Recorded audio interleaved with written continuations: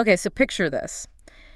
You've got a head just bursting with ideas, right? Uh-huh. Your digital folders, maybe your desktop, overflowing with half-finished projects. And there's that, low hum of anxiety about all the things you just haven't quite gotten around to finishing. Yeah, that sounds very familiar. I think a lot of us live there. It really does, doesn't it? For so many of us, it feels like this constant struggle to actually finish what we start, to turn those brilliant sparks into, well, something real, something accomplished. It is a familiar feeling. And what's kind of counterintuitive, I think, is that often the very drive to do everything, that's what stops us from doing anything much at all. We live in this world of just endless possibilities, and that can feel like a huge weight when we feel like we should be chasing all of them. Right. And that sets the stage perfectly for what we're diving into today. This deep dive, it isn't about your typical, maybe slightly tired productivity hacks. Yeah, the ones that often miss the mark. Exactly. They don't really gel with how our minds actually work a lot of the time. Instead, we're going to unpack a system that's really focused more on mental well-being, strategic focus. And a mindset shift. A pretty radical one, actually. Totally. One that helps you build momentum and feel genuinely accomplished without that constant feeling of being overwhelmed. Yeah, and we'll get into why having fewer goals can paradoxically lead to more success. Yeah. And even how to use your energy levels, yes, even your grumpy moods to your advantage. It's quite interesting. Okay, so where are we drawing these insights from? Because it sounds like it challenges some common ideas. It really does. A lot of this comes from work by Michael Kolos. He's a coach who, he describes himself as having one of those intuitive idea-generating personalities. Sometimes you see them labeled as ENTPs in those systems. Right, the idea people. Exactly. And he talks very openly about how he historically struggled with acting on his own great ideas. Spent his 20s, he says, with amazing project concepts just gathering dust. Wow, so he gets it. Well, he gets it. And then he apparently figured out a way to completely turn it around. So that's kind of our guide here. Okay, so let's unpack that core problem he points to, this idea overload. Michael describes that really common experience, endless to-do lists spread across all the major productivity apps, dozens of half-finished projects. And that background noise, that low-level anxiety. Exactly. It really can feel like we're drowning in our own potential sometimes. But why? Why do we get so stuck on the execution part? Especially those of us who are the idea generators. Is it just the sheer number of ideas, or is there something else going on? That's a really crucial question.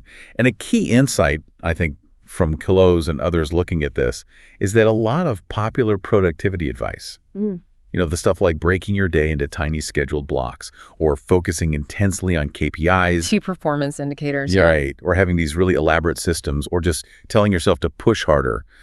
That advice is often designed for, different personality types. It might work brilliantly for people who are naturally wired for super strict organization. But it often falls flat for those who struggle most with finishing, especially those more intuitive types. So it's about working smarter with your own wiring, not trying to sort of bully yourself into a system that doesn't fit. Precisely. Not harder against it. And this next insight you mentioned, the one that flips things on his head. Yeah, this one's pretty profound. The Kolos actually states, it's because you think you can do everything that you can't actually finish anything. Wow, okay. Say that again. It's because you think you can do everything that you can't actually finish anything. It's a paradox, right? It really is. How do we, as listeners, how do you actually internalize that? That feels like such a radical shift when, like you said, the natural inclination is often to chase every shiny new possibility. It is the profound paradox. Believing in limitless potential often leads to, no tangible output, or very little. The real power, the sources suggest, lies in the deliberate, maybe even radical choice to say no. No to almost everything. To almost everything, yeah. So you can truly say yes to what matters most to you. It's not about external validation. It's about your internal compass. Okay. And there's a powerful analogy used here, the river versus bucket idea. River versus bucket. Tell me more. Okay, so think of your to-read pile or your saved articles or your list of potential projects. Don't think of it as a bucket that you absolutely must empty. Which feels overwhelming just thinking about it. Totally. Instead, think of it as a river that's constantly flowing past you. And your job isn't to drink the whole river. It's just to dip in and pick out a few choice items as they float by. Ah, I like that. It's like you don't feel stressed about all the unread books in the British Library, do you? Exactly. Yeah. Because it's not your job to read them all. Rats on my library. Precisely. And that same liberating perspective can apply to your own vast pool of ideas and tasks. Just accepting that it's literally impossible to clear every backlog. It's okay. That feels lighter already. Good. Because once you accept that saying no isn't failure, but actually a necessity for real accomplishment, the path starts to look clearer. Okay, so what's the path? You mentioned a system. Yes. This brings us to the core solution presented in these sources. A really simple, but quite profound, 3-list system designed for clarity and momentum. 3 lists. Okay, I'm ready. Step 1. Step 1. Empty your brain. Get it all out onto what's called the rough list. Rough list, okay. This is where you just jot down all your random ideas, tasks, thoughts, everything throughout the day. Put it in a simple digital list like Notion, Google Keep, whatever works. The goal is just to get it out of your head.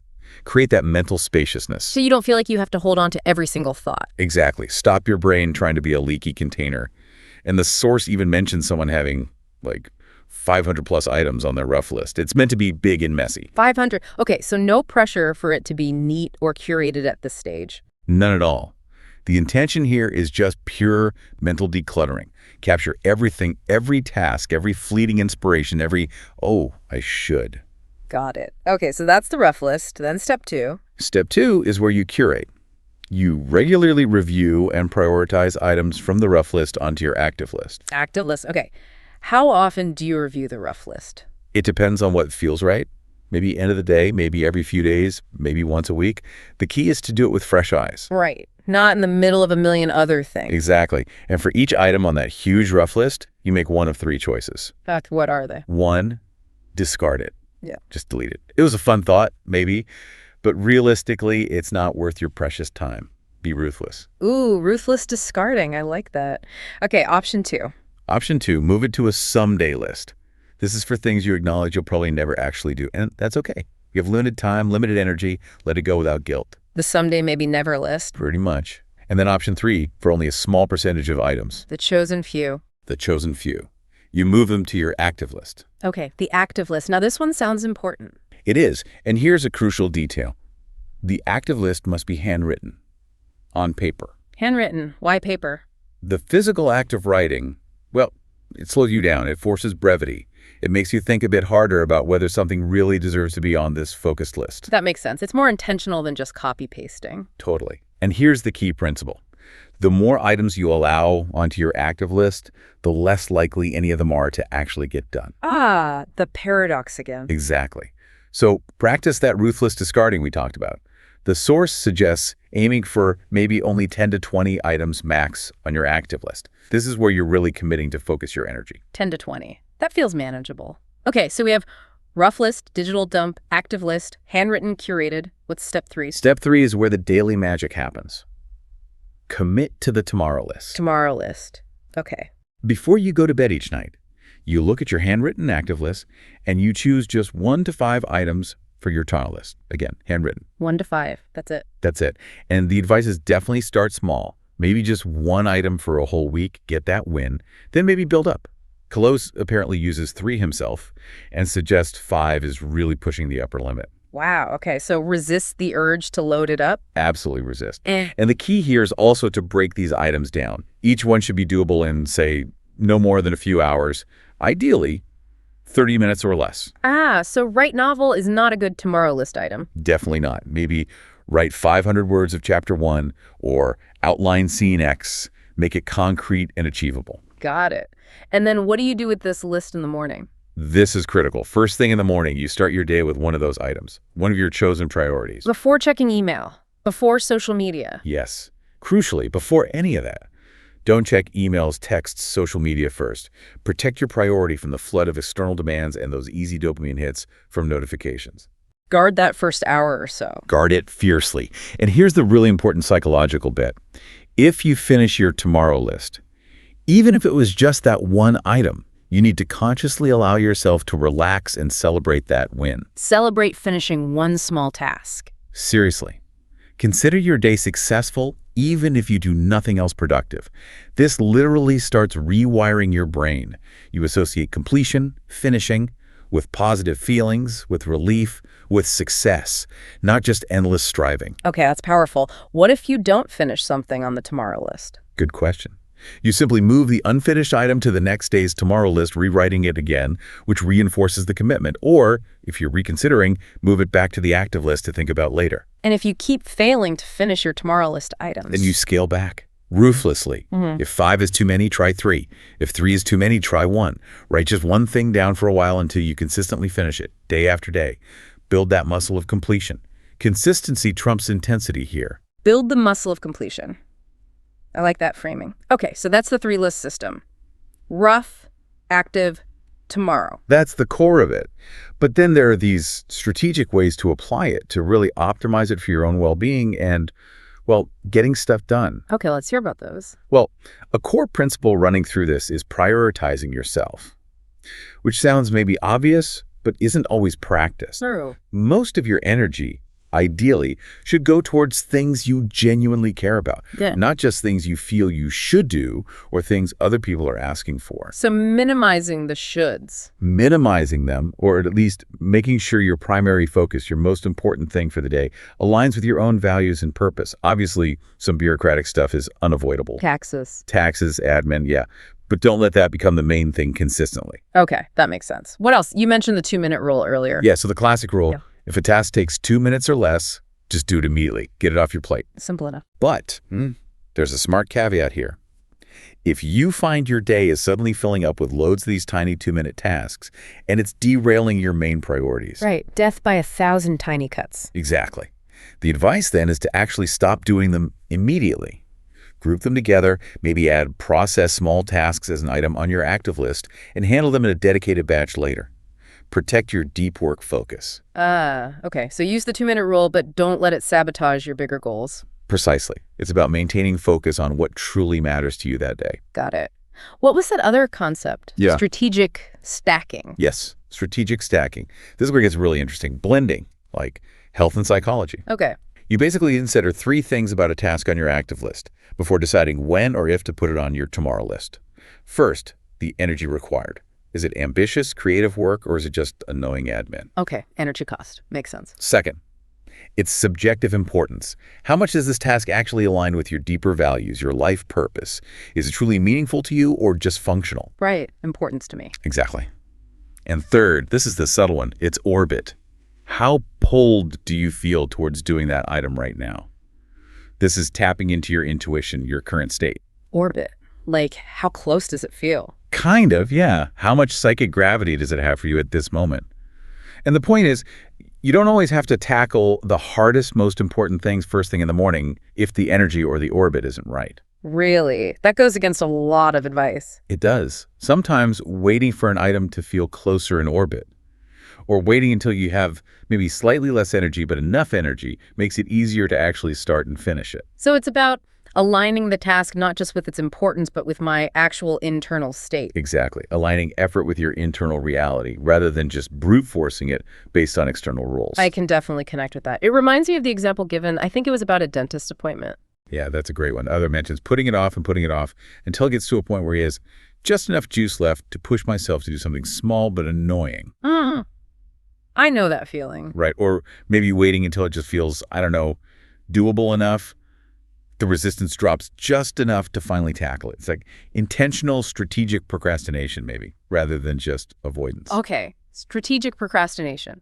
That's a new one. And this leads perfectly into another, let's say, unconventional idea. Yeah. Grumpy productivity. Grumpy productivity. Okay.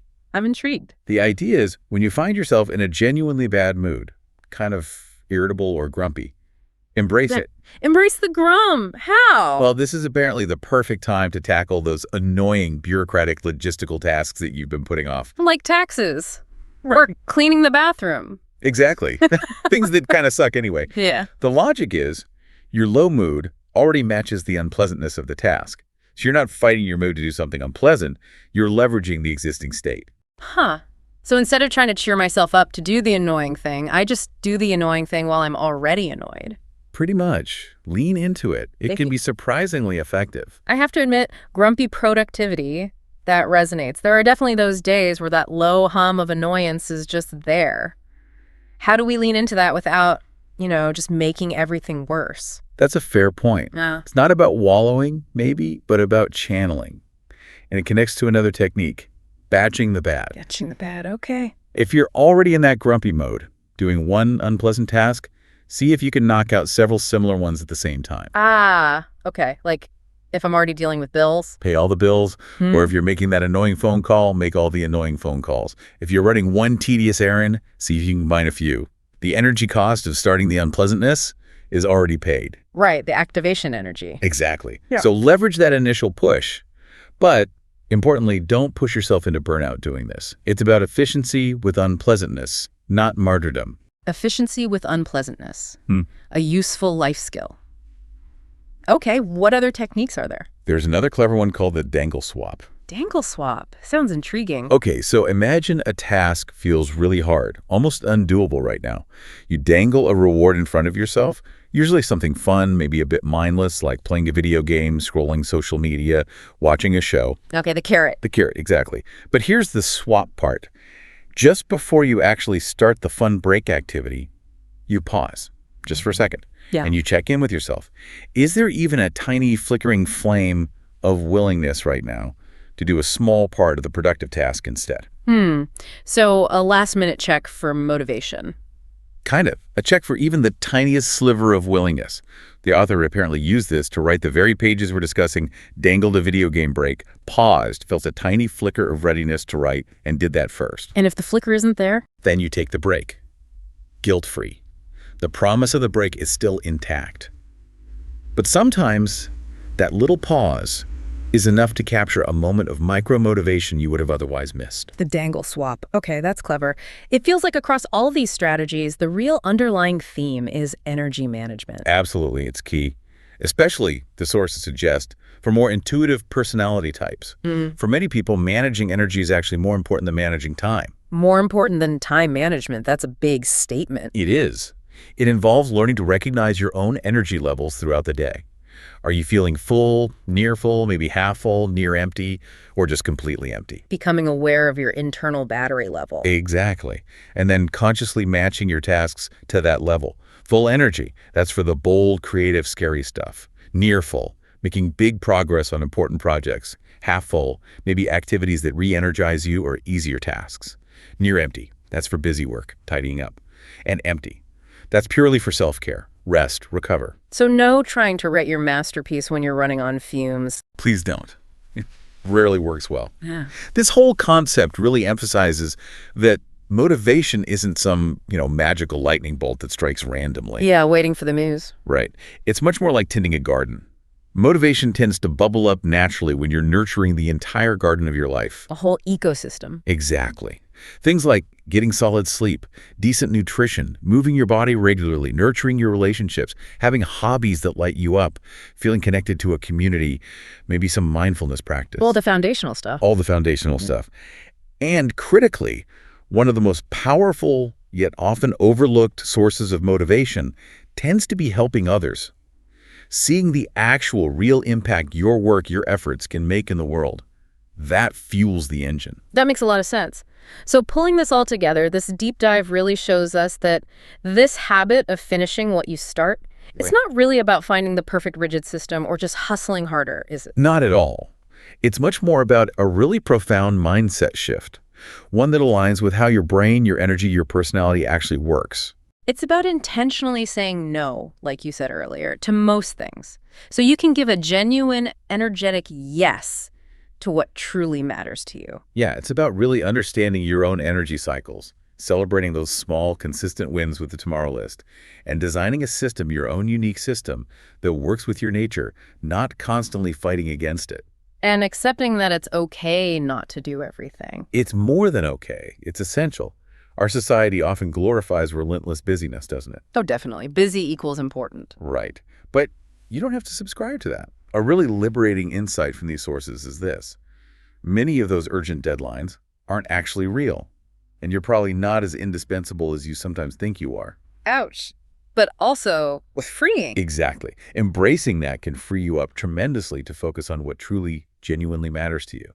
The secret isn't to speed up to cram more in. It's often to actively slow down, to do less, but make absolutely sure that what you do commit to is important by your own definition. So ultimately, the goal isn't just about ticking off a list, is it? It's bigger than that. Much bigger. It's about engaging in activities, day to day, that contribute to your actual lived moment-to-moment experience of life and also to your sense of long-term fulfillment. Yes, practical tasks are necessary. We all have them. Gotta pay the bills. Gotta pay the bills. But the aim is for your daily, most important thing, that thing you prioritize on your tomorrow list, to increasingly align with your true desires, your core values, maybe even your life's purpose, whatever that means for you. Making those small daily actions add up to a life that feels meaningful. That's the heart of it. So maybe the question for you listening right now is this. With this new perspective, these tools, what's that one thing? That one thing you've been putting off, maybe for a long time, that if you actually completed it would bring you the most satisfaction, or pride, or maybe just inspiration. How can you use maybe just one idea from this deep dive, the rough list, the tomorrow list, grumpy productivity, whatever resonates? How will you use it to finally make finishing that thing a habit and start feeling that powerful momentum of accomplishment in your own precious one-of-a-kind life?